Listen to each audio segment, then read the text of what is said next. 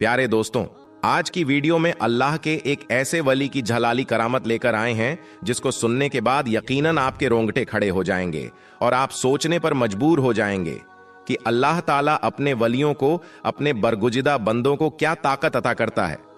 दोस्तों, जब वह ताकत करामत के रूप में जाहिर होती है तो आम इंसान सिर्फ और सिर्फ दंग रह जाते हैं। तो दोस्तों, अगर आप भी अल्लाह के वलियों के चाहने वाले हैं, अगर आप भी अल्लाह के वलियों से मोहब्बत करने वाले हैं तो दिल थाम कर बैठे रहें। दोस्तों, यह सनसनीखेज वाकया और करामत मखदूम अलाउद्दीन अली अहमद साबिर कलियरी रहमतुल्लाही अलैह की आपको सुनाएंगे। दोस्तों, वीडियो शुरू करने से पहले आपसे गुजारिश है कि अभी तक आपने चैनल को सब्सक्राइब नहीं किया है तो मोहब्बत से चैनल को सब्सक्राइब कर ले। दोस्तों, हजरत साबिर कलियरी और सांप का सनसनीखेज वाकया इस वीडियो में आपके सामने रखने वाले हैं कि कैसे हजरत सैयद मखदूम अलाउद्दीन अली अहमद साबिर कलियरी रहमतुल्लाही अलैह ने अपने बचपन के आलम में ही सांप के राजा, सांप के महाराजा को दो टुकड़े कर दिया। दोस्तों, सनसनीखेज वाकया आपके सामने रखें उससे पहले आपको बता दें कि साबिर पाक के जलाल को दुनिया जानती है, जमाना जानता है। अल्लाह का वो जलाली वली जिनकी बारगाह से, जिनके गुंबद के ऊपर से अगर परिंदा भी सीधे तौर पर अगर गुजर जाए तो उस परिंदे को भी आग लग जाती थी। आपने बचपन से सुना होगा दोस्तों के साबिर पाक इस कदर जलाली थे कि उनके गुंबद शरीफ के ऊपर से अगर कोई परिंदा परवाज करता तो उस परिंदे पर आग लग जाती थी, फिर फड़फड़ाकर वो परिंदा जमीन पर जमींदोज हो जाता। दोस्तों, इस तरीके का जलाल हजरत साबिर पाक का है। दोस्तों, साबिर पाक की वालिदा ये बताती है कि जब साबिर पाक हमल में थे, मादरे शिकम में थे, यानी अपने वालिदा के पेट में थे, तो प्यारे आका हजरत मोहम्मद सल्लल्लाहु अलैहि वसल्लम उनकी अम्मी जान के ख्वाब में आए थे और उन्होंने कहा कि ये जो बच्चा होगा ये बहुत ही बाबरकत होगा और उनका नाम मेरे नाम से अहमद रखिए। फिर उनकी वालिदा आगे ये कहती है कि फिर उनके ख्वाब में दामादे पैगंबर हैदरे कर्रार हजरत अली आए और उन्होंने ख्वाब में कहा कि मेरे नाम से जुड़ा उनका नाम अली रखना। बहरहाल दोस्तों, जब साबिर पाक इस दुनिया में तशरीफ लाए तो एक फकीर दरवेश भी आए और उनके बाबा जान को यह कहा कि उनका नाम अलाउद्दीन रखिए। बहरहाल दोस्तों, इन तमाम ही वजहों से हजरत मखदूम अलाउद्दीन अली अहमद साबिर कलियरी रहमतुल्लाही अलैह का नाम अलाउद्दीन अली अहमद पड़ा। प्यारे आका की तरफ से अहमद पड़ा, हजरत अली की तरफ से अली पड़ा और दरवेश की तरफ से अलाउद्दीन पड़ा। अभी तो उनका लक़ब है। जो उनके मामा जान ने 12 साल थी वो अलग सा वाकया है जिस पर उनको साबिर का लक़ब मिला। दोस्तों, अब हम आज की इस वाकये की तरफ बढ़ती है। हजरत सैयद मखदूम अलाउद्दीन अली अहमद साबिर कलियरी रहमतुल्लाह अलैह अभी सिर्फ 3 साल उनकी उम्र थी कि अपने बाबा जान के साथ सोए हुए थे कि अचानक रात होती है। रात के बाद जब सुबह उनके बाबा जान और उनकी अम्मी जान की आंख खुलती है तो ये देखते हैं कि सामने एक बहुत बड़ा जहरीला सांप मरा पड़ा है। सांप के 2 टुकड़े हुए पड़े हैं। उनके बाबा जान उनकी अम्मी जान से ये पूछते हैं कि ये सांप कहां से आया और उसको किसने मारा है। उनकी अम्मी कहती हैं कि मैंने तो नहीं मारा, और कहां से आया इस चीज की भी मुझे खबर नहीं। दोस्तों, साबिर पाक अभी 3 साल के ही थे। वो पुकार उठते हैं, इस सांप को मैंने मारा, और ये कोई आम सांप नहीं है बल्कि ये सांपों का सरदार है, सांपों का बादशाह है, और उसको मैंने मारने से पहले तमाम सांपों से ये हलफ लिया है कि उनको ये कसम खिलाया है कि वो कभी भी मेरे खानदान के किसी भी फर्द को वो नुकसान नहीं पहुंचाएंगे। दोस्तों, ये सुनना था कि उनके वालिदा के भी होश उड़ गए। उनके वालिदैन भी हैरत में आ गए कि अभी साबिर पाक की उम्र महज 3 साल की है और 3 साल में उन्होंने इतने बड़े जहरीले मोजी जानवर सांप को 2 टुकड़े कर दिया है। फिर उन्होंने ये बशारत भी दी, यानी ये भी कहा कि उन्होंने सभी सांपों से ये वादा लिया है, हलफ लिया है कि आने वाले वक्त में कभी भी कोई भी सांप उनके खानदान के किसी भी फर्द को काटेगा नहीं। दोस्तों, हुजूर अशरफ मखदूम रहमतुल्लाही अलैह का ये वाकया, बचपन का वाकया, काफी मशहूर है। दोस्तों, उसके बाद साबिर पाक की जिंदगी का हर एक लम्हा अपने आप में एक करामत है और उनके चाहने वाले जानते हैं साबिर पाक के जलाल को, साबिर पाक के जमाल को, साबिर पाक के सब्र को। दोस्तों, साबिर कलियरी जिनके मामा जान बाबा फरीदगंज शकर रहमतुल्लाही अलैह, जिनके तरफ से मखदूम अलाउद्दीन अली अहमद साबिर पाक का नाम साबिर पड़ा। दोस्तों, वह एक अलग वाकया है। वह भी एक सनसनीखेज वाकया है कि कैसे साबिर कलियरी रहमतुल्लाही अलैह 12 सालों तक बगैर खाए पिए गल्लड़ के फल खा खा कर रहे, और 12 सालों के बाद जो कुछ हुआ, जब उनकी वालिदा आती है, उसके बाद साबिर कलियरी रहमतुल्लाही अलैह को देखती है, उसके बाद एक ऐसा वाकया, एक ऐसी करामत जाहिर होती है। दोस्तों, उनकी शादी के ताल्लुक से, जिसे सुनने के बाद आपको पता चलेगा कि साबिर पाक कैसे थे। बहरहाल दोस्तों, ये बचपन का वाकया काफी मशहूर वाकया है। दोस्तों, ये वीडियो आपको कैसी लगी ये जरूर बताएगा, और अगर आप साबिर रहमतुल्लाही अलैह से मोहब्बत करने वाले हैं तो साबिर पाक के नाम से एक कमेंट जरूर लिखें और वीडियो को ज्यादा से ज्यादा आगे शेयर कर दें, ताकि आने वाले वक्त में सबको साबिर रहमतुल्लाही अलैह के इस बचपन की करामत के बारे में जानकारी हो सके कि अल्लाह के वली जब बचपन के आलम में भी होते हैं फिर भी उनकी क्या ताकत होती है, और वो अब बचपन में किसी भी शेर से कम नहीं होते, बल्कि शेर किया हजारों शेर से ज्यादा उनके ऊपर ताकत होती है। रब का फजल होता है, करम होता है। दोस्तों, अजमेर दरगाह में कुछ दिनों पहले कैमरे में कुछ ऐसा दिखा जिसे लोग देखकर हैरान रह गए। अगर आप भी यह वीडियो देखोगे तो आपके भी होश उड़ जाएंगे। काफी दिनों से यह वीडियो बहुत वायरल हो रहा है। आखिर इसके पीछे की हकीकत क्या है? यहां तक कि जब अजमेर दरगाह के खादिम लोगों ने सीसीटीवी फुटेज चेक किया तो वह लोग भी हैरान रह गए। आखिर क्या था उस फुटेज में? इसीलिए मेरे प्यारे दोस्तों, इस वीडियो को आखिर तक जरूर देखना। प्यारे दोस्तों, यह सीसीटीवी वीडियो दिखाने से पहले आपकी नॉलेज में थोड़ा सा इजाफा कर देते हैं कि अजमेर दरगाह का इतिहास क्या है। क्या अजमेर में कोई मंदिर हुआ करता था? तो चलिए दोस्तों, वीडियो को लाइक करते हुए अपने इस सफर को शुरू करते हैं। दोस्तों, यह है भारत देश का एक मशहूर और ऐतिहासिक शहर अजमेर, लेकिन इसको अजमेर कम और अजमेर शरीफ के नाम से ज्यादा जाना जाता है, क्योंकि यही वह जगह है कि जहां पर भारत के सबसे बड़े सूफी बुजुर्ग यानी हजरत ख्वाजा मोइनुद्दीन चिश्ती रहमतुल्लाह अलैह की दरगाह मौजूद है। इस दरगाह का इतिहास 200-400 या 600 साल पुराना नहीं, बल्कि लगभग 800 साल पुराना है। और खास बात यह है कि इस दरगाह से जिस तरह से हमेशा से मुसलमान जुड़े हुए हैं, बेशुमार मुसलमान इससे अकीदत रखते हैं, बिल्कुल वैसे ही हिंदुओं या फिर बाकी धर्म की भी एक बड़ी आबादी इस दरगाह से जुड़ी हुई है और इसमें अपनी आस्था रखती है। और आज भी अगर आप लोग इस शहर के अंदर जाएंगे, इस दरगाह पर जाएंगे, तो देखेंगे कि जितनी तादाद में यहां पर मुसलमान होंगे, शायद उतनी ही तादाद में हिंदू या फिर बाकी धर्म के लोग नजर आएंगे। अजमेर में मौजूद इस दरगाह की अहमियत कितनी है, इस चीज का अंदाजा इस बात से लगाया जा सकता है कि इतिहास में पाए जाने वाले बड़े बड़े राजा महाराजाओं, बादशाहों और सुल्ताने को तो छोड़ ही दीजिए। आज के दौर में भी भारत के अंदर सरकार चाहे कांग्रेस की हो या फिर भाजपा की हो, देश के बड़े बड़े मिनिस्टर्स यहां पर अपनी चादर वगैरह जरूर भेजते हैं। इसी साल ही यानी 2025 के जनवरी के महीने में मौजूदा प्रधानमंत्री नरेंद्र मोदी ने भी यहां पर चढ़ाने के लिए एक चादर पेश की थी। अब अगर कुछ इंटरेस्टिंग हिस्टोरिकल फैक्ट्स पर नजर डालें तो भारत के इतिहास के एक बहुत ताकतवर और मशहूर मुगल बादशाह मतलब के अकबर से जुड़ी हुई एक बहुत बड़ी जबरदस्त चीज मिलती है। किताबों में लिखा हुआ है कि जलालुद्दीन मोहम्मद अकबर के जिनका भारत पर राज चला करता था, वैसे तो उनके पास सब कुछ था, लेकिन उनको एक ही चीज का अफसोस रहता था और वह था औलाद ना होने का। उनको 2 बेटे हुए भी थे जिनका नाम उन्होंने हसन और हुसैन रखा था, लेकिन उनकी एक ही महीने के अंदर मौत हो गई थी। अबू फजल की मशहूर किताब आईनाए अकबरी के मुताबिक एक बार अकबर को कहीं से यह खबर मिली कि अजमेर के अंदर एक मशहूर और बड़े सूफी बुजुर्ग यानी कि ख्वाजा मोइनुद्दीन चिश्ती रहमतुल्लाह अलैह की दरगाह है। वहां पर जो भी मन्नत मांगी जाती है वह पूरी हो जाती है। इसीलिए अब अकबर ने भी यह मन्नत मांगी कि अगर उसको एक बेटा पैदा होता है तो वह इस दरगाह पर हाजिरी लगाने आएगा, वह भी पैदल चलकर।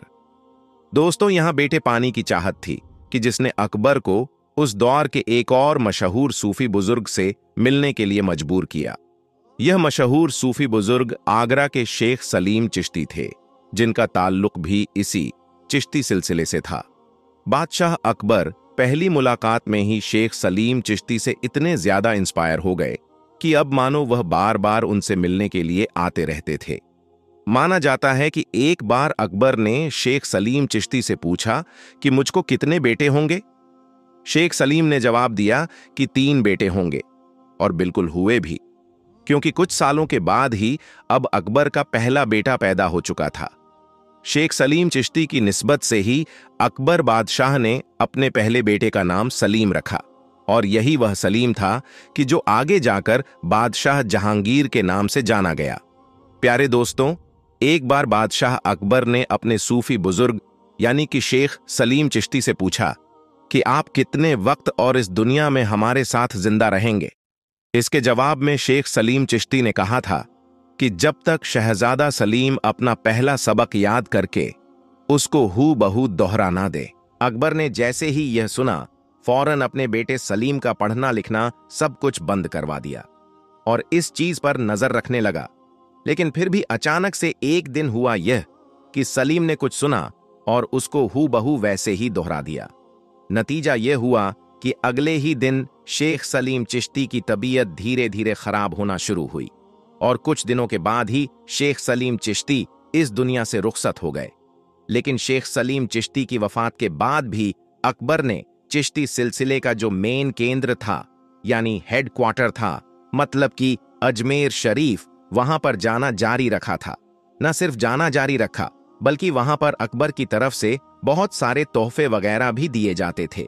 अब अगर ख्वाजा मोइनुद्दीन चिश्ती रहमतुल्लाह अलैह की जिंदगी पर नजर डालें कि जिनकी अजमेर शरीफ में दरगाह है, मतलब कि कब्र मुबारक है, तो किताबों से पता चलता है कि ख्वाजा मोइनुद्दीन चिश्ती अजमेरी रहमतुल्लाह अलैह की पैदाइश 1141 ईस्वी के आसपास में ईरान के शहर सिस्तान में हुई थी। बहुत कम उम्र में ही माँ बाप के चले जाने के बाद यह सूफिज्म से इंस्पायर हो चुके थे और बाद में इन्होंने बुखारा शहर का सफर किया, जो उस वक्त में काफी मशहूर सेंटर हुआ करता था। आज के दौर के हिसाब से देखें तो उज्बेकिस्तान देश के अंदर यह हुआ करता है। यहां पर जाकर ही उनकी मुलाकात चिश्ती सिलसिले के ही एक सूफी बुजुर्ग यानी कि हजरत ख्वाजा उस्मान हारूनी रहमतुल्लाह अलैह से हुई थी, जो आगे चलकर उनके सबसे बड़े उस्ताद मतलब कि टीचर साबित हुए। इन दोनों ने मिलकर साथ में मक्का और मदीना का सफर भी तय किया था और ऐसे ही सफर के दौरान एक दिन ख्वाब में हजरत ख्वाजा मोइनुद्दीन चिश्ती रहमतुल्लाह अलैह को इमामुल अंबिया जनाबे मोहम्मद मुस्तफ़ा सल्लल्लाहु अलैहि वसल्लम का दीदार हुआ और उनकी तरफ से ही इनको हिंदुस्तान के दिल्ली जाने का हुक्म दिया गया और यहां से ही फिर हजरत ख्वाजा मोइनुद्दीन चिश्ती का हिंदुस्तान का सफर शुरू हुआ। माना जाता है कि 12वीं सदी के आखिर में यह दिल्ली आ चुके थे और उसके बाद अजमेर पहुंचे और अजमेर में जाकर ही इनको वह नाम मिला कि जो आज तक सबसे ज्यादा मशहूर है, मतलब कि गरीब नवाज। दोस्तों, अब आपको वह वीडियो दिखाते हैं जिस वजह से आपने इस वीडियो पर क्लिक किया था, जो बहुत ही ज्यादा वायरल हो रहा है। आप इसको गौर से देखना। प्यारे दोस्तों, आप देख रहे हैं कि एक रोशनी एग्जैक्टली हजरत ख्वाजा मोइनुद्दीन चिश्ती रहमतुल्लाह अलैह की दरगाह के गुंबद के कलश के एग्जैक्टली ऊपर है और इसको हमने राउंड भी किया हुआ है ताकि आपको देखने में आसानी हो। दोस्तों, यह सफेद रोशनी लोग जिसे करामत कह रहे हैं, लेकिन हमारी अंडरस्टैंडिंग यह कहती है कि आपने देखा होगा कि गुंबद के ऊपर लाइट की वायर्स भी गई हुई हैं। तो हो सकता है कि यह कोई करंट स्पार्क हो या कोई शॉर्ट सर्किट हो। किसी ने वीडियो ऐसे ही बनाई है या किसी ने इसमें कोई शरारत की है। प्यारे दोस्तों, ये हकीकत है या फिर कोई ग्राफिक्स का इस्तेमाल किया गया है, वह हमको नहीं मालूम, अल्लाह ही बेहतर जानता है।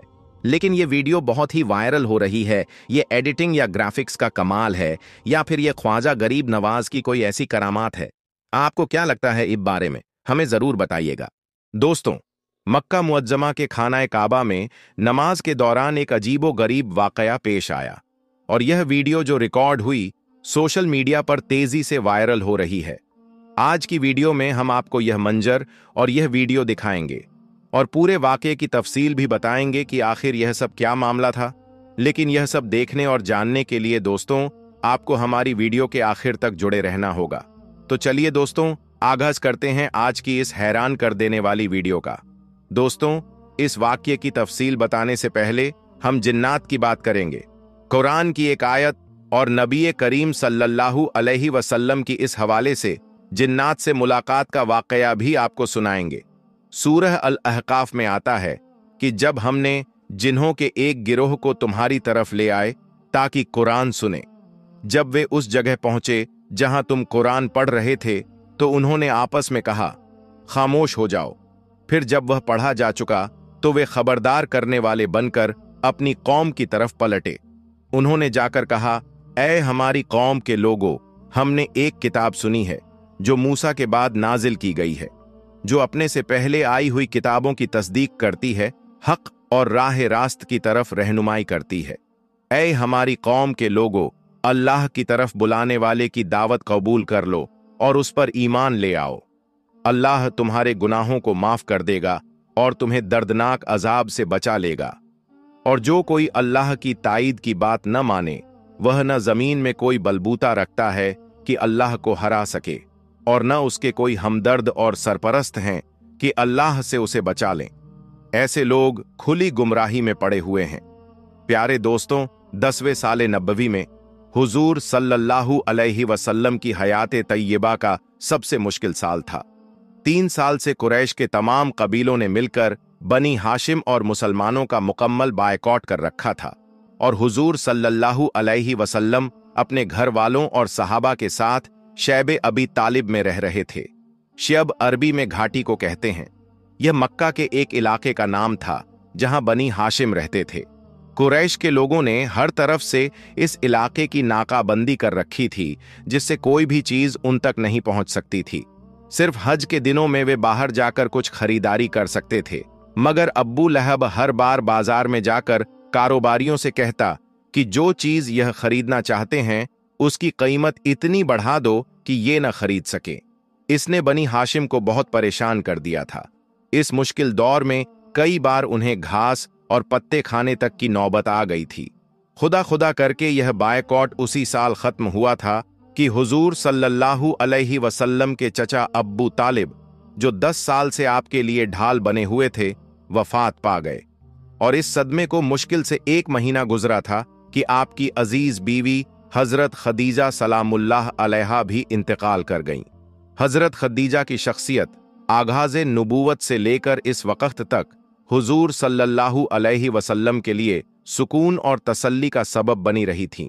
इन लगातार दुखों और तकलीफों की वजह से हुजूर सल्लल्लाहु अलैहि वसल्लम इस साल को आमुल हज़्न यानी गम का साल कहा करते थे। दोस्तों, हजरत खदीजा और हजरत अब्बू तालिब की वफात के बाद मक्का के काफिर नबी करीम सल्लल्लाहु अलैहि वसल्लम के मुकाबले में और ज्यादा जुर्रतमंद हो गए। पहले से ज्यादा तंग करने लगे, यहां तक कि आपका घर से बाहर निकलना भी मुश्किल हो गया। इसी दौर का यह वाकया है कि एक दिन कुरैश के एक बदमाश ने आपके सिर पर मिट्टी डाल दी। आखिरकार आप इस इरादे से ताइफ तशरीफ ले गए कि बनी सकीफ को इस्लाम की तरफ दावत दें, और अगर वे इस्लाम कबूल न करें तो कम से कम इस बात पर तैयार हो जाएं कि वे आपको अपने यहां सुकून से बैठकर काम करने का मौका दे दें। हुजूर सल्लल्लाहु अलैहि वसल्लम के पास उस समय कोई सवारी भी नहीं थी। मक्का से ताइफ तक का पूरा सफर आपने पैदल तय किया। कुछ रिवायतों के मुताबिक आप अकेले ही गए थे, जबकि कुछ में आता है कि आपके साथ सिर्फ हजरत ज़ैद बिन हारिस थे। वहां पहुंचकर कुछ दिन हुजूर सल्लल्लाहु अलैहि वसल्लम ने कयाम किया और सकीफ के सरदारों और सम्मानित लोगों में से एक एक के पास जाकर बात की, मगर उन्होंने न सिर्फ यह कि आपकी कोई बात न मानी, बल्कि आपको साफ साफ नोटिस दे दिया कि उनके शहर से निकल जाएं, क्योंकि उन्हें अंदेशा हो गया था कि आपकी तबलीग उनके नौजवानों को बिगाड़ न दे। मजबूरन आपको ताइफ छोड़ना पड़ा। जब आप वहां से निकलने लगे तो सकीफ के सरदारों ने अपने यहाँ के आवारा लड़कों को आपके पीछे लगा दिया। वे रास्ते के दोनों तरफ दूर तक आप पर आवाजें कसते, गालियां देते और पत्थर मारते चले गए। नौजुबिल्लाह, यहां तक कि आप सल्लल्लाहु अलैहि वसल्लम जख्मों से चूर हो गए और आपकी जूतियां खून से भर गईं। इस हालत में आप ताइफ के बाहर एक बाग की दीवार के साए में बैठ गए और अपने रब से अर्ज किया, खुदावंदा, मैं तेरी ही बारगाह में अपनी बेबसी और लाचारी और लोगों की निगाह में अपनी बेकदरी की शिकायत करता हूं। ऐ रहीम, तू सारे ही कमजोरों का रब है और मेरा रब भी तू ही है। मुझे किसके हवाले कर रहा है? क्या किसी अजनबी के हवाले जो मुझसे सख्ती से पेश आए, या किसी दुश्मन के हवाले जो मुझ पर काबू पाले? अगर तू मुझसे नाराज नहीं है तो मुझे किसी मुसीबत की परवाह नहीं, मगर तेरी तरफ से राहत मुझे नसीब हो जाए तो इसमें मेरे लिए ज्यादा कुशादा है। मैं पनाह मांगता हूं तेरी जात के उस नूर की जो अंधेरे को रोशनी में बदल देता है और दुनिया व आखिरत के तमाम मामलों को दुरुस्त करता है। मुझे इससे बचा ले कि तेरा गजब मुझ पर नाजिल हो या मैं तेरे अजाब का मुस्तहिक हो जाऊं। तेरी रजा पर राजी हूं, यहां तक कि तू मुझसे राजी हो जाए। कोई ताकत और कव्वत तेरे बिना नहीं। दोस्तों, दिल शिकस्ता और गमगीन होकर जब आप कर्नल मुनाजिर के करीब आए तो महसूस हुआ कि आसमान पर एक बादल सा छाया हुआ है। नजर उठाकर देखा तो हजरत जिब्रील अलैहिस्सलाम सामने थे। उन्होंने पुकार कर कहा, आपकी कौम ने जो कुछ आपको जवाब दिया है, अल्लाह ने उसे सुन लिया है। अब पहाड़ों के संभालने वाले फरिश्ते को अल्लाह ने भेजा है। आप जो हुक्म देना चाहें उसे दे सकते हैं। फिर पहाड़ों के फरिश्ते ने आपको सलाम करके अर्ज किया, अगर आप फरमाएं तो दोनों तरफ के पहाड़ इन लोगों पर पलट दूं? आप सल्लल्लाहु अलैहि वसल्लम ने जवाब दिया, नहीं, बल्कि मैं उम्मीद रखता हूं कि अल्लाह इनकी नस्ल से ऐसे लोग पैदा करेगा जो अल्लाह वहदहु ला शरीक की बंदगी करेंगे। दोस्तों, इसके बाद आप सल्लल्लाहु अलैहि वसल्लम कुछ दिन नखला के मकाम पर जाकर ठहर गए। परेशान थे कि अब कैसे मक्का वापस जाऊं। ताइफ में जो कुछ गुजरा उसकी खबरें वहां पहुंच चुकी होंगी। इसके बाद तो काफिर पहले से भी ज्यादा दिलेर हो जाएंगे। इन्हीं दिनों में एक दिन आप नमाज में कुरान की तिलावत फरमा रहे थे कि जिन्हों का एक गिरोह उधर से गुजरा। उन्होंने कुरान सुना, ईमान लाए और वापस जाकर अपनी कौम में इस्लाम की तबलीग शुरू कर दी। और अल्लाह ताला ने अपने नबी को यह खुशखबरी सुनाई कि इंसान भले ही आपकी दावत से भाग रहे हों, मगर बहुत से जिन्न इसके गिरफ्त में आ चुके हैं और इसे अपनी कौम में फैला रहे हैं। दोस्तों, इससे हम इनकार नहीं कर सकते, क्योंकि कुरान, हदीस और आप सल्लल्लाहु अलैहि वसल्लम के इस वाकये से साफ है कि जिन्नात होते हैं और उनका वजूद हकीकत है। और इससे यह भी साबित होता है कि मुसलमान जिन्नात भी मौजूद हैं। तो दोस्तों, अब उस वीडियो की बात करते हैं जो आजकल वायरल हो रही है और जो वीडियो क्लिप हम आपको दिखाएंगे। दोस्तों, मक्का मुअज्जमा के खानाए काबा से आई इस वीडियो को देखकर हर कोई हैरान है। वीडियो में नमाज पढ़ते हुए कुछ ऐसा रिकॉर्ड हुआ जिसने न सिर्फ सबको हैरत में डाल दिया, बल्कि आगे जो हुआ वह पूरी वीडियो में आप खुद देख सकते हैं। दोस्तों, खमानाए काबा में नमाज के दौरान कुरान की तिलावत हो रही थी। तभी अचानक एक ऐसा शख्स देखा गया जो औरों से थोड़ा अलग था। नमाज में सब कयाम की हालत में थे, जबकि वह रुकू की हालत में गया और फिर सजदा करने लगा। जब कुरान की तिलावत आगे बढ़ी तो लोगों को एक अजीब चीखने की आवाज सुनाई देने लगी, और यह आवाज उसी शख्स की थी। वह ऊंची आवाज में रो रहा था, चिल्ला रहा था। लोग सोचने पर मजबूर थे कि अचानक इस शख्स के अंदर ऐसी कौन सी चीज आ गई। क्या यह जिन्नात में से है या फिर कोई और चीज है जो कुरान की तिलावत सुनते ही जोर जोर से चीखने और रोने लगी, सजदे में गिर पड़ा। और फिर जो हैरान करने वाला मंजर सामने आया वह आप इस पूरी वीडियो में देख सकते हैं। तो दोस्तों, आप इस बारे में क्या कहते हैं? क्या यह इंसानी हरकत है? क्या कुरान सुनते हुए किसी का दिल भर आया और वह रोने लगा, या फिर यह शख्स इंसान नहीं बल्कि जिन्नात में से था? बहुत से लोगों का यह मानना है कि यह जिन्नात में से था। आप इस बारे में क्या कहेंगे? कमेंट करके अपनी राय जरूर दीजिएगा। दोस्तों, आज आप सभी के लिए हमारे प्यारे आका सरवरे कायनात हजरत मोहम्मद मुस्तफ़ा सल्लल्लाहु ताला अलैहि वसल्लम के हवाले से एक ऐसा वाक्य लेकर आया हूं जिसको सुनने के बाद यकीनन आपका दिल खुश हो जाएगा। उससे पहले, अगर आप भी उम्मते मोहम्मदी होने पर फख्र करते हैं तो इस वीडियो को दिल से एक लाइक जरूर करें और कमेंट बॉक्स में या रसूल अल्लाह जरूर लिखें, ताकि हमें भी मालूम चल सके कि कितने आशिकाने रसूल इस वीडियो को देख रहे हैं। प्यारे मुसलमान भाइयों, हमारे प्यारे आका अपनी उम्मत से कितनी मोहब्बत फरमाते हैं, इस चीज का अंदाजा आप इस बात से लगा सकते हैं कि हमारे प्यारे नबी हजरत मोहम्मद मुस्तफ़ा सल्लल्लाहु ताला अलैहि वसल्लम तब तक राजी नहीं होंगे जब तक उनका एक एक उम्मती जन्नत में ना चला जाएगा, यानी जब तक एक एक ईमान वाला जन्नत में ना चला जाए। दोस्तों, रिवायत में आता है एक मर्तबा नबी करीम हजरत मोहम्मद मुस्तफ़ा कुरान पाक की तिलावत कर रहे थे। तभी आपके सामने दो ऐसी सूरतें आईं जिनको पढ़कर आप सल्लल्लाहु ताला अलैहि वसल्लम रोने लगे। प्यारे दोस्तों, हम सभी जानते हैं कि जो सच्चे दिल से कुरान पाक पढ़ते हैं उनकी आंखों में आंसू आ ही जाया करते हैं। यानी ऐसी ऐसी बातें कुरान मजीद के अंदर कही गई हैं अजाब के हवाले से, जिसको सुनकर यकीनन रूह कांप जाती है। लेकिन अफसोस का मुकाम है कि हम कुरान पाक को पढ़ते ही नहीं हैं। जब तक हम पुराने पाक को पढ़ेंगे नहीं तो हमें मालूम कैसे चलेगा कि कुरान पाक में क्या क्या लिखा है। दुनिया वाले कुरान पाक को पढ़कर हिदायत पा रहे हैं और हम कुरान पाक को अलमारी में सजाकर रख देते हैं। ये बड़े ही अफसोस की बात है। हम प्यारे आका को नाराज कर रहे हैं। इसके बावजूद हमारे प्यारे आका हमसे कितनी मोहब्बत करते हैं। दोस्तों, हुजूर सल्लल्लाहु अलैहि वसल्लम के सामने जो सूरत आई, उस सूरत का तर्जुमा यह था कि इब्राहिम अलैहिस्सलाम ने अल्लाह ताला से इरशाद फरमाया, ए अल्लाह, जो मेरी उम्मत में नेक बंदे हैं वह मेरे लिए, और जो गुनहगार बंदे हैं वह तेरी रहमत के हवाले। उसके बाद जब दूसरी सूरत पढ़ी ईसा अलैहिस्सलाम के हवाले से, तो ईसा अलैहिस्सलाम ने फरमाया, ए अल्लाह, यह तेरे बंदे हैं, तू अपने बंदों के साथ जो चाहे कर। तो यह पढ़कर हमारे और आपके प्यारे आका सरवरे कायनात हजरत मोहम्मद मुस्तफ़ा सल्लल्लाहु ताला अलैहि वसल्लम रोने लगते हैं।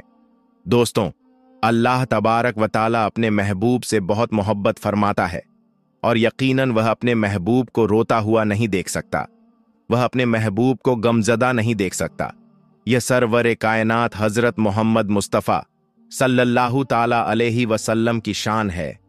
मेरे प्यारे मुसलमान भाइयों, जैसे ही आपकी आंखों से आंसू आए, आपकी आंखों में आंसू आ जा रहे थे, फिर आपने अल्लाह ताला की बारगाह में रोते हुए हाथ उठाए और रोते हुए अल्फाजों में अल्लाह ताला से अर्ज करने लगे, ए अल्लाह मेरी उम्मत, ए अल्लाह मेरी उम्मत, ए अल्लाह मेरी उम्मत।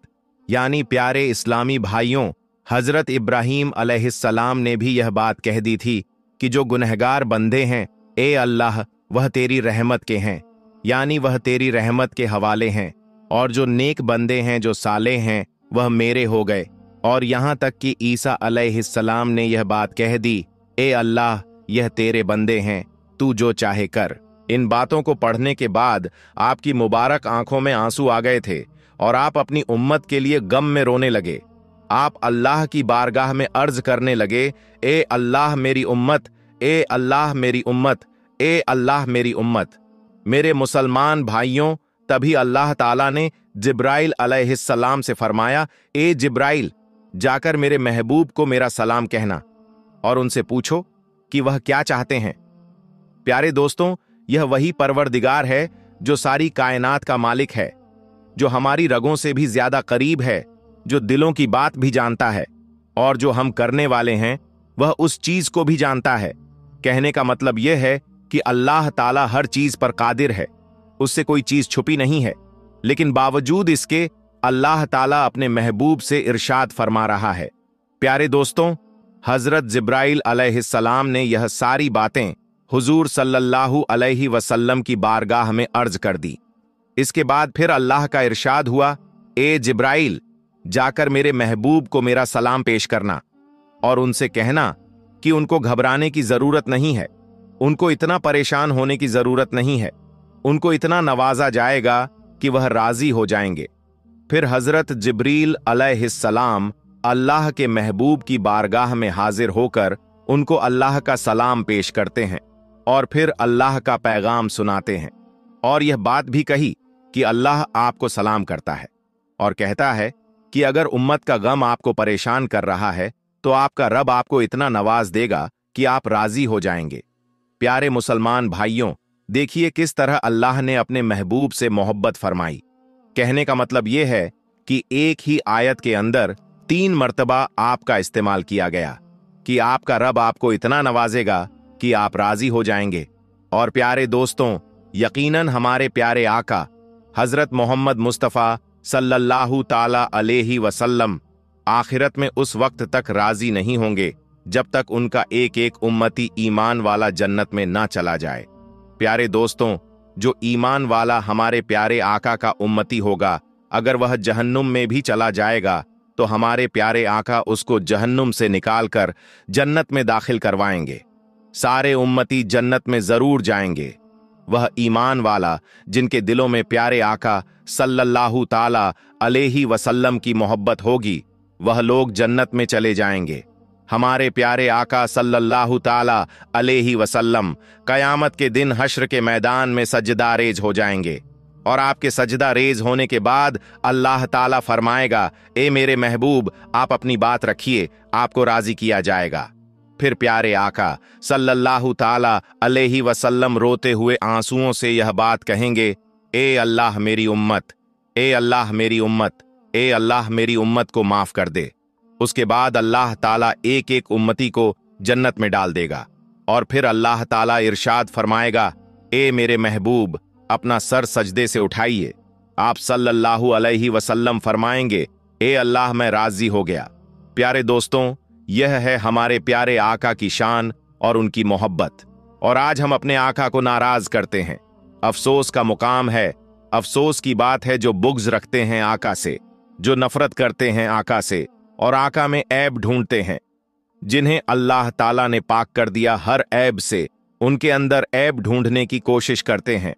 दोस्तों, उन लोगों के लिए बड़े अफसोस की बात है जिन्हें अल्लाह ताला आप कहकर पुकार रहा है। लोग उन्हें तू और मैं कहकर पुकारते हैं। प्यारे दोस्तों, सभी लोग अल्लाह ताला को राजी करने में लगे हुए हैं, लेकिन हश्र के दिन अल्लाह ताला अपने महबूब को राजी करने में लगा रहेगा। सुभान अल्लाह। दोस्तों, रोजाना की बुनियाद पर हमें सोशल मीडिया पर कुछ ऐसी वीडियोस वायरल होती हुई नजर आती हैं कि जिनको सीसीटीवी कैमरे की मदद से रिकॉर्ड किया जाता है। हमने अक्सर देखा होगा कि कोई राह चलते हुए सड़क पर मौजूद शख्स अचानक गायब हो जाता है। किसी गाड़ी के सामने आने वाले शख्स को अचानक से कोई चीज उठाकर दूसरी तरफ ले जाती है और वह महफूज बच जाता है। कभी हमने घर में मौजूद किचन में या अपने घर के किसी कमरे में इसी तरह की अनहोनी सी हरकत देखी होगी, या फिर किसी सीसीटीवी फुटेज में हमने कुछ ऐसी हरकत देखी होगी कि जिसके देखने के बाद आप खौफजदा हो गए होंगे। सोशल मीडिया पर फैली ऐसी बहुत सारी वीडियोस हैं कि जिनमें हम जिन्नात को या उनकी हरकतों को रिकॉर्ड होता हुआ देख सकते हैं। कुछ अनयूजुअल एक्टिविटीज होती हैं। दोस्तों, जिन्नित अच्छे भी होते हैं और बुरे भी होते हैं। कुछ आपकी हिफाजत करते हैं तो कुछ आपको नुकसान भी पहुंचते हैं। दोस्तों, गैर मुस्लिम तो इस हवाले से कहते हैं कि यह तो कोई आत्मा है। पुराने मकानात और खंडरात में मौजूद इस किस्म की हरकतें अगर हों तो वहां पर होने वाली बदरूहों का तसव्वुर रखते हैं। लेकिन दीने इस्लाम इस हवाले से क्या कहता है? चलिए दोस्तों, कुछ इस हवाले से आज की वीडियो में आपको बताते हैं कि जिन्नात के हकीकत क्या है, जिन्नात अच्छे और बुरे किस तरह से होते हैं और इंसान के मुकाबले में उनकी उम्र किस तरह से होती है। कुरान और हदीस इस बारे में क्या कहते हैं। लेकिन वीडियो में आगे बढ़ने से पहले दोस्तों, आपसे गुजारिश है कि अगर आपने अभी तक हमारा चैनल सब्सक्राइब नहीं किया है तो अभी सब्सक्राइब करें, साथ में बेल आइकन को जरूर प्रेस करें ताकि लेटेस्ट अपलोड होने वाली वीडियो का नोटिफिकेशन आपको सबसे पहले मिलता रहे। दोस्तों, मौजूदा दौर पर अगर नजर डाली जाए तो फितनों की भरमार लगी हुई है। आज दिन एक नया फितना सामने आता है। अगर अल्लाह ताला की मदद शामिल हाल हो तो अमान मिल जाती है, वरना इन फितनों का शिकार होकर लोग अपने ईमान को भी कमजोर करते हैं और दूसरों को भी गलत रास्ता बताते हैं। अल्लाह ताला ने अपनी कामिल कुदरत से बेशुमार मखलूकात पैदा की, लेकिन सिर्फ दो को इबादत का इख्तियार दिया, एक इंसान और दूसरा जिन्नात। क्योंकि जन्नत हमें नजर नहीं आते, इस बिना पर बहुत से गलत अकायद सामने आते हैं। कुछ साइंसी जहन के हजरात तो इनके वजूद का ही इनकार कर देते हैं, कुछ इनको दिए गए तसर्रुफात मुंह मोड़ लेते हैं और कुछ इस हद तक जाते हैं कि इन्हीं को सब कुछ मानते हैं। अल्लाह ताला ने जिन्नात को यह सलाहियत दी है कि वह इंसान को देख सकता है, मगर इंसान को ऐसी कोई ताकत नहीं दी कि वह जिन्नात को देख सके। लेकिन हमने ऐसी बहुत सारी वीडियोस देखी हैं कि किसी दरवाजे का अचानक से बंद होना, टेबल पर पड़ी किसी चीज का अचानक से गिर जाना, रोड पर चलते हुए किसी शख्स का अचानक किसी गाड़ी के सामने आना, लेकिन फिर अचानक उस शख्स का महफूज तरीके से सड़क के दूसरी तरफ चले जाना यकीनन इंसान को हैरान कर देता है। दोस्तों, जिन्नात से हम इनकार नहीं कर सकते, क्योंकि अल्लाह ताला ने कुरान मजीद में और हादसे मुबारक में रसूल पाक सल्लल्लाहु अलैहि वसल्लम ने जिन्नात की हकीकत के बारे में बता दिया है। जिन्नात अच्छे भी हो सकते हैं और बुरे भी हो सकते हैं। उनमें भी तमाम किस्म की नस्ल मौजूद होती है। उनमें कुफ्फार भी हैं और उनमें मुस्लिम भी हैं। कुछ आपको नुकसान पहुंचाते हैं तो कुछ आपको फायदा भी पहुंचते हैं। कुरान करीम की सूरह जारियात में अल्लाह ताला फरमाते हैं, और मैंने जिन्न और आदमी इसलिए ही पैदा किए कि मेरी बंदगी करें। सूरह रहमान में अल्लाह ताला का फरमान है, और जिन्नात को पैदा फरमाया आग की लू यानी लपट से। इसी तरह हजरत आयशा सिद्दीका से मरवी है कि हुजूर पाक सल्लल्लाहु अलैहि वसल्लम ने फरमाया कि फरिश्तों को नूर से, जिन्नात को आग के शोलों से और सैयदना आदम अलैहिस्सलाम को मिट्टी से पैदा किया गया। आयात कुरानी और हदीस मुबारका से पता चला कि जिन्नात को आग से पैदा किया गया। हजरत इब्ने अब्बास रजियल्लाहु ताला अन्हु से रिवायत है कि हजरत आदम अलैहिस्सलाम की तख्लीक से 2000 साल पहले जमीन पर जिन्नात रहते थे। उन्होंने जमीन पर फसाद बर्पा किया और खून रेजी की। जब अल्लाह ने जमीन पर फरिश्तों के लश्कर भेजे जिन्होंने उन्हें मारा और समुद्री जजीरों की तरफ भगा दिया। जिस तरह आदम अलैहिस्सलाम तमाम इंसानों के बाप हैं, इसी तरह इब्लीस तमाम जिन्नात का बाप है। जिन्नात के खुराक में हड्डी और लीद के अलावा जिस चीज के खाने पर बिस्मिल्लाह ना पड़ी जाए, इसके अलावा लोबिया नामी एक सब्जी भी है जो कि बहुत सारे लोग शौक से खाते भी हैं। तो दोस्तों, आपको बताते चलें कि जिन्नात की गिजाएं हैं। जिन्नात अक्सर व बेशतर नजासत की जगह पर होते हैं, जैसे टॉयलेट, कचरे के ढेर और गुसलखाने वगैरह जो हैं, वहां पर यह रहते हैं। इसके अलावा जिन्नात टीलों, वादियों, बिलों, सुराखों, वैरानों में और इंसानों के साथ भी रहते हैं। चिकनाई वाले कपड़े और झाड़ियां में भी जिन्नात रहते हैं। अगर जिन्नात की एग्जाम के हवाले से बात की जाए तो अल्लामा बदरुद्दीन मोहम्मदी अहमद ऐनी बुखारी शरीफ की शरह अब्दुल कारी में जिन्नात अक्सर एग्जाम तहरीम करते हैं। इनमें पहली किस्म है हॉल की। ये सबसे ज्यादा खतरनाक और खबीस जिन्न है जो किसी से मानुस नहीं होता। जंगलात में रहता है, मुख्तलिफ शक्लें बदलता रहता है और रात के वक्त दिखाई देता है, और तन्हा सफर करने वाले मुसाफिर को अमूमन दिखाई देता है जो उसे अपने जैसा इंसान समझ बैठता है। यह उस मुसाफिर को रास्ते से भटकाता है। दूसरी किस्म है साला। यह भी जंगलों में रहता है। जब यह किसी इंसान को देखता है तो उसके सामने नाचना शुरू कर देता है और चूहा बिल्ली का खेल खेलता है। तीसरी किस्म है गद्दार। यह मिस्र के आप पास वाले इलाकों और यमन में भी पाया जाता है। इसे देखते ही इंसान बेहोश होकर गिर जाता है। चौथी किस्म है वलिहान। यह वीरान समुद्री जजीरों में रहता है। इसकी शक्ल ऐसी है जैसे इंसान शतुरमुर्ग पर सवार होता है। जो इंसान जजीरों में जा पड़ते हैं यह उन्हें खा लेता है। पांचवी किस्म है मश्क। यह इंसान के आधे कद के बराबर होता है। देखने वाले इसे इंसान ही समझते हैं और यह सफर में जाहिर होता है। इसके अलावा बाज जिन्नात इंसानों से मानुस होते हैं और उन्हें तकलीफ नहीं पहुंचाते। बाज जिन्नात कुंवारी लड़कियों को उठा ले जाते हैं। बाज कुत्ते की शक्ल के होते हैं, बाज छिपकली की शक्ल में भी होते हैं। जिन्नात की शक्ल को अल्लाह ताला ने यह अदराक दिया है कि वह इंसानों को देख सके, लेकिन इंसानों को यह कमाल नहीं मिला कि वह जिन्नात को देख पाए। हाँ, जिन्नात अगर किसी और शक्ल में जाहिर हों तो फिर उस देखा जा सकता है। इमाम शाफी रहमतुल्लाह अलैह कहते हैं कि जो आदिल शख्स यह गुमान करे कि उसने जिनको देखा है असल शक्ल में, तो मैं उसकी गवाही को बातिल कर देता हूं। जिन्नात में मोमिनीन भी हैं जो कि नमाज भी पढ़ते हैं, रोज भी रखते हैं, हज भी करते हैं, तिलावत कुरान भी करते हैं। अगरचह इंसानों का इसका पता नहीं चलता, लेकिन यह तमाम बातें मुस्लिम जिन्नात में पाई जाती हैं।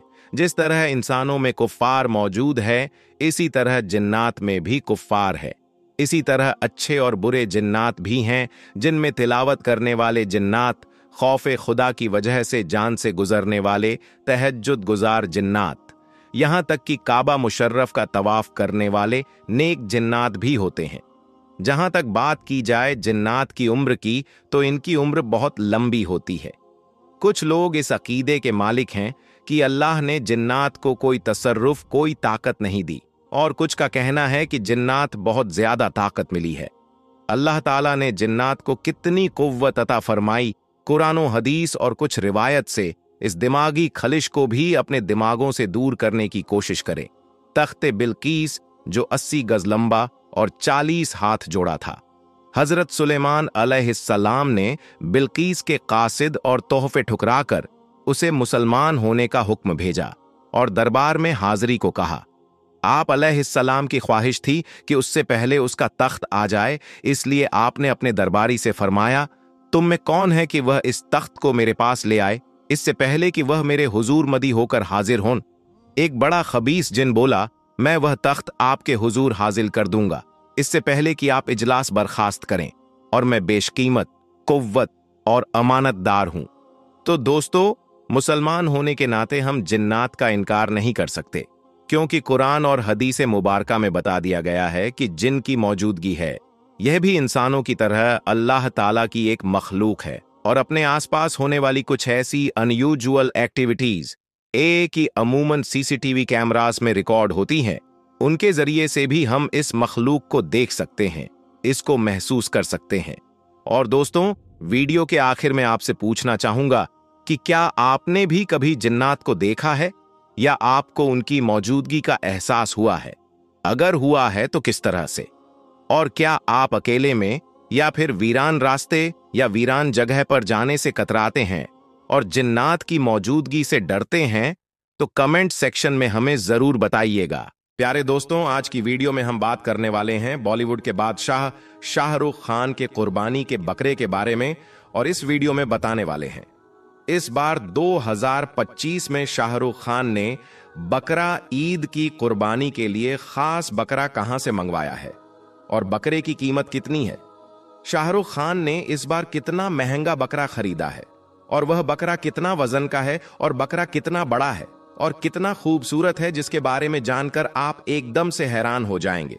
तो दोस्तों, आज की इस वीडियो में हम आपको शाहरुख खान के बकरे के बारे में पूरी जानकारी देने वाले हैं, तो आप इस वीडियो को पूरा आखिर तक जरूर देखिएगा, और इस वीडियो को एक लाइक करके चैनल को भी सब्सक्राइब कर लीजिएगा। प्यारे दोस्तों, इस्लाम में 2 बड़े त्योहार हैं, जिसको मुसलमान अमीर हो या गरीब, छोटा हो या बड़ा, सभी लोग बड़े ही धूमधाम से मनाते हैं। पहला त्योहार ईद उल फितर है, जिसे मीठी ईद भी कहा जाता है, और दूसरा त्योहार ईद उल अजहा, जिसे बकरा ईद कहा जाता है।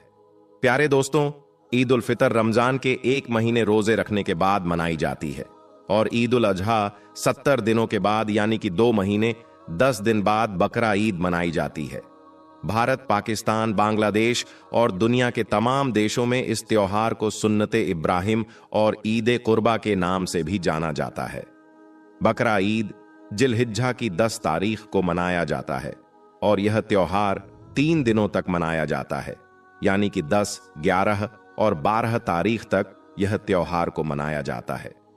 प्यारे दोस्तों, कुर्बानी हजरत इब्राहिम अलैहिस्सलाम की सुन्नत भी है, और आज से तकरीबन 4000 साल पहले अल्लाह तबारक व ताला के हुक्म से हजरत इब्राहिम अलैहिस्सलाम अपने प्यारे बेटे हजरत इस्माइल अलैहिस्सलाम की कुर्बानी देने के लिए जा रहे थे।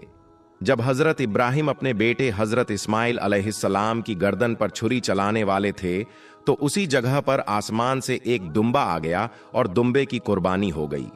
उसी वक्त से अल्लाह तबारक व ताला ने उस सुन्नते इब्राहिम को कायम रखते हुए मुसलमानों पर कुर्बानी करना वाजिब कर दिया है। दोस्तों, मुसलमानों में जो साहिब निसाब होते हैं, साहिब निसाब किसे कहते हैं? जिसके पास 7 तोला सोना या 52 तोला चांदी या उसके बराबर रकम हो, यानी कि अगर इन तीनों को मिलाकर आपके पास 7 तोले सोने के बराबर रकम आ जाए, यानी कि आपके पास थोड़ा सा सोना है और थोड़ी सी चांदी है और थोड़ा सी रकम है, इन तीनों को मिलाकर अगर आपके पास रकम 7 तोले सोने के बराबर आ जाए, तो आप साहिब निसाब हो जाएंगे और आपके ऊपर कुर्बानी करना वाजिब हो जाएगा। अगर आप कुर्बानी नहीं करते हैं तो आप गुनहगार होंगे। दोस्तों, पूरी दुनिया में मुसलमान अल्लाह तबारक व ताला की रजा के लिए हलाल जानवरों की कुर्बानी देते हैं, मगर कुर्बानी वही लोग देते हैं जिन लोगों की हैसियत होती है। यानी कि जो लोग कुर्बानी करने की ताकत रखते हैं वही लोग कुर्बानी देते हैं। गरीब आदमी के लिए जो साहिबे निसाब नहीं है, उन लोगों पर कुर्बानी वाजिब नहीं है। दोस्तों, अल्लाह के प्यारे नबी ने इरशाद फरमाया कि बकरा ईद के दिन इब्ने आदम का कोई भी अमल खुदा के नजदीक खून बहाने यानी कि कुर्बानी करने से प्यारा नहीं है। दूसरी जगह पर प्यारे नबी ने फरमाया, ए फातिमा उठो और अपने कुर्बानी के जानवर के पास हाजिर रहो, क्योंकि उसके खून का पहला कतरा जमीन पर गिरने से पहले अल्लाह तबारक व ताला तुम्हारे पिछले गुनाहों को माफ फरमा देता है। याद रखें, बकरा ईद पर अल्लाह तबारक व ताला की रजा के लिए कुर्बानी करना बहुत ही जरूरी है। और जो शख्स बकरा ईद के मौके पर अल्लाह की राह में कुर्बानी देते हैं वह बड़ा ही खुशनसीब होता है। मगर इसके साथ आप इस बात का भी जरूर ध्यान रखें, जिन लोगों पर कुर्बानी करना वाजिब है और अगर वह बकरा ईद के मौके पर कुर्बानी नहीं करते हैं तो ऐसे लोग सख्त गुनाहगार होंगे। कुछ लोगों का तो यह भी मानना है कि कुर्बानी सिर्फ ऐसे लोगों पर वाजिब है जो अच्छे खासे पैसे वाले होते हैं, यानी जिसके पास बहुत सारे पैसे, गाड़ी बंगला होते हैं, जिनके पास करोड़ों की प्रॉपर्टी होते हैं, यानी कि जो लोग लखपति और करोड़पति होते हैं, ऐसे लोगों पर ही कुर्बानी वाजिब होती है। और यही नहीं, बल्कि कुछ लोग तो ऐसा भी समझते हैं कि कुर्बानी सिर्फ उन्हीं लोगों पर वाजिब है जिन्होंने हज किया है, यानी कि जो हाजी है कुर्बानी सिर्फ उन्हीं पर वाजिब है। तो याद रखें, ये सब बातें गलत और मनगढ़ंत है। इस्लाम का इससे कोई भी लेना देना नहीं है। कुर्बानी हर उस शख्स पर वाजिब है जो साहिबे निसाब हो। ऐसे शख्स पर हर साल कुर्बानी करना वाजिब है। उसे हर साल बकरा ईद के मौके पर अपने नाम से कुर्बानी देना जरूरी है। अगर वह कुर्बानी नहीं करता है तो फिर गुनहगार होगा। तो दोस्तों, बकरा ईद का त्योहार बिल्कुल करीब है और आप सभी को मालूम है कि बकरा ईद के मौके पर हर मुसलमान अल्लाह की राह पर महंगे से महंगे बकरे और खूबसूरत जानवरों की कुर्बानी करना पसंद करते हैं। मगर याद रखें, कुर्बानी सिर्फ उन्हीं लोगों पर वाजिब है जो लोग कुर्बानी करने की हैसियत रखते हैं। मतलब यह है कि गरीबों की कुर्बानी देने की जरूरत नहीं है। जिनके पास में दौलत ना हो उन लोगों पर कुर्बानी माफ है। दोस्तों, इसके साथ ही हम आपको यह भी बता दें कि बकरा ईद पर कुर्बानी देने के लिए महंगा जानवर होना ही जरूरी नहीं है। यानी यह जरूरी नहीं कि बकरा ईद पर कि सलमान खान के बकरे का जैसा कोई महंगा बकरा होगा या शाहरुख खान के बकरे के जैसा कोई महंगा बकरा होगा तभी आपकी कुर्बानी होगी। 10-20 हजार का बकरा होगा तब भी आपकी कुर्बानी हो जाएगी, क्योंकि अल्लाह के पास जानवर का खून और गोश्त नहीं पहुंचता। अल्लाह तो सिर्फ हमारा नियत देखता है। इसलिए जैसा आपका हैसियत हो, आप अपने हिसाब से बकरा ईद पर आप अपने हिसाब से कुर्बानी कर दें। इंशाअल्लाह आपकी कुर्बानी कबूल हो जाएगी। एक मर्तबा एक सहाबी ने अल्लाह के नबी से पूछा, या रसूल अल्लाह सल्लल्लाहु अलैहि वसल्लम, ऐसा कौन सा जानवर है जिनकी कुर्बानी करना जायज नहीं है? तो इस पर अल्लाह के प्यारे नबी ने फरमाया कि ऐसा जानवर जिनका एक या दोनों कान नहीं हो, ऐसा जानवर जिनकी बीमारी जाहिर हो रही हो, या फिर ऐसा लंगड़ा जानवर जो चल ना सके। तो याद रखें, ऐसे बीमार जानवरों की कुर्बानी देना जायज नहीं है। और इसके अलावा कुर्बानी देने के लिए भींगा, मरीज, लंगड़ा और कटे हुए सिंग और बगैर कान वाले जानवरों का भी कुर्बानी ना दें। और याद रखें, ऐसा जानवर भी ना हो जो जानवर हामिला हो, यानी कि जिस जानवर के पेट में बच्चा हो, ऐसे जानवरों का भी कुर्बानी देना ठीक नहीं है। आप बकरा ईद के मौके पर इन बातों का जरूर ध्यान रखें। तो दोस्तों, हम आपको बता दें, सोशल मीडिया पर यह बात बड़ी तेजी से लोग फैला रहे हैं कि शाहरुख खान ने 5 करोड़ का बकरा खरीदा है। लेकिन दोस्तों, इस बात का कोई भी हकीकत नहीं है। लेकिन दोस्तों, शाहरुख खान चाहे जितना भी महंगा बकरा खरीद कर कुर्बानी दे, लेकिन अल्लाह तबारक व ताला उन लोगों की कुर्बानी को कबूल फरमाता है जो शरीयत के मुताबिक अपनी जिंदगी को गुजारता हो, अल्लाह ताला को एक मानता हो। दोस्तों, कुछ लोग यह सोचते हैं काश मेरे पास भी ज्यादा पैसा होता तो मैं अल्लाह ताला की राह में ज्यादा महंगा बकरा खरीद कर कुर्बान करता। लेकिन दोस्तों, आपको घबराने की जरूरत नहीं है। अल्लाह तबारक व ताला हमारे पैसों को नहीं देखता, बल्कि हमारी नीयत को देखता है, हमारे अच्छे आमाल को देखता है। अगर आपने बड़े जानवर में एक हिस्सा भी ले लिया तो अल्लाह तबारक व ताला आपको उतना सवाब अता फरमाएगा जितना सवाब ऊंट की कुर्बानी देने पर मिलता है। लिहाजा आपको अफसोस करने की कोई जरूरत नहीं है। आपसे जितना भी हो सके उतना ही आप अल्लाह ताला की राह में कुर्बान कर दें। अल्लाह ताला जरूर कबूल फरमाएगा। दोस्तों, भारत में एक पुलिस वाली औरत के साथ कुरान मजीद का एक ऐसा मोजिजा हुआ जिसने तमाम लोगों के रोंगटे खड़े कर दिए। अल्लाह तबारक व ताला ने उस औरत के साथ ऐसा क्या किया, वहां पर मौजूद तमाम लोगों की आंखें फटी की फटी रह गईं।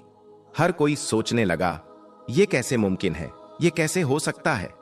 यह पुलिस वाली मुसलमान से इंतहा नफरत करती थी। यह मुसलमान को देखना भी गवारा ना करती। अगर किसी वजह से मुसलमान को गिरफ्तार करना पड़ता तो वापस आकर गिरफ्तार करने वाले हाथों को कई बार धोती।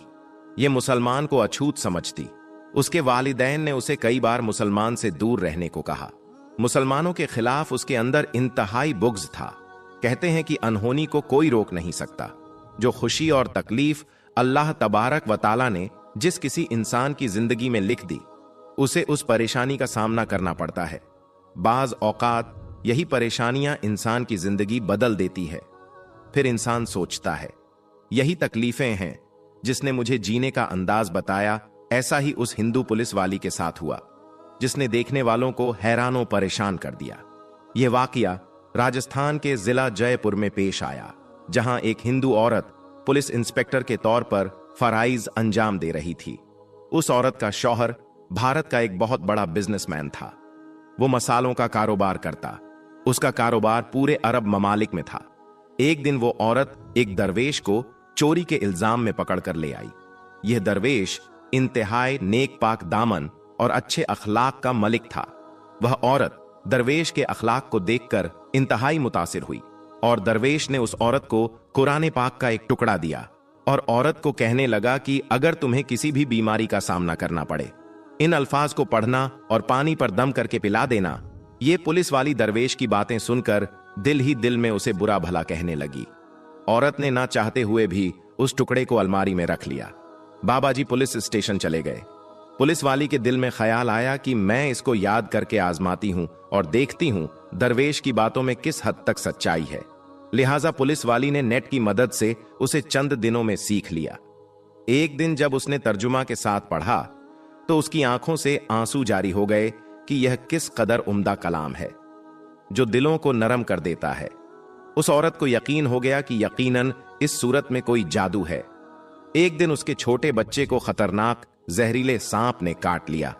अपने बच्चे की हालात को देखकर वह तड़पने लगी। उसे डॉक्टरों के पास ले जाया गया तो इन्होंने कहा कि जहर पूरे जिस्म में दाखिल हो चुका है, लिहाजा तुम्हारे बच्चे के बचने की कोई उम्मीद नहीं। हम तुम्हारे बच्चे के लिए कुछ भी नहीं कर सकते। तुम्हारा यह बच्चा कुछ घंटों का मेहमान है। मां का रो रो कर बुरा हाल था कि एक तरफ उसका शौहर जो बुतों से मदद मांग रहा था, उनके आगे गिड़गिड़ा कर रो रहा था। जब वो औरत इंतहाई परेशान थी तो उसे याद आया कि दरवेश ने कहा था इस सूरत को जिस मरीज के लिए पढ़ा जाए या पानी पर दम करके पिलाया जाए वो चंद सेकंड में ही ठीक हो जाएगा। उसने बताया था कि इस सूरत में हर बीमारी की शिफा है। दोस्तों, अल्लाह तबारक व ताला उस औरत को ईमान की तरफ लाना चाहता था। अल्लाह तबारक व ताला ने उसके दिल में इस्लाम की मोहब्बत मजीद पैदा करनी थी। जब उस औरत ने सूरत को पढ़कर उस जगह दम किया जहां पर सांप ने काटा था, दम करते ही उसका लड़का उठकर बैठ गया। वो ऐसे खड़ा हो गया जैसे किसी सांप ने काटा ही ना हो। अब उस औरत का शौहर यह मामला देखकर उसके पास दौड़ता हुआ आया और कहने लगा, डॉक्टर, हमारे बच्चे को ठीक ना कर सके। तुमने ऐसा क्या अमल किया कि यह बच्चा ठीक हो गया? उसने कहा कि कुछ भी नहीं, बस एक सूरत है जो हर बीमारी को ठीक कर देती है। वह सूरत मुझे याद थी। मैंने उसको पढ़कर बच्चे पर दम किया, उसका पानी पिलाया तो देखो हमारा बच्चा हमारी आंखों के सामने ठीक हो गया। अब उसका शौहर खुश होने की बजाय उससे नाराज हो गया। गुस्से की हालात में बुरा भला कहने लगा। इस आदमी को इस्लाम से नफरत थी। बीबी की बातें सुनकर उसे अपनी बीबी से नफरत हो गई। बीबी को कहने लगा कि अगर मैंने दोबारा तुम्हारे मुंह से यह सूरत सुनी तो मुझसे बुरा कोई नहीं होगा। इस सूरत का मोजिजा देखकर उस औरत के दिल की दुनिया ही बदल गई।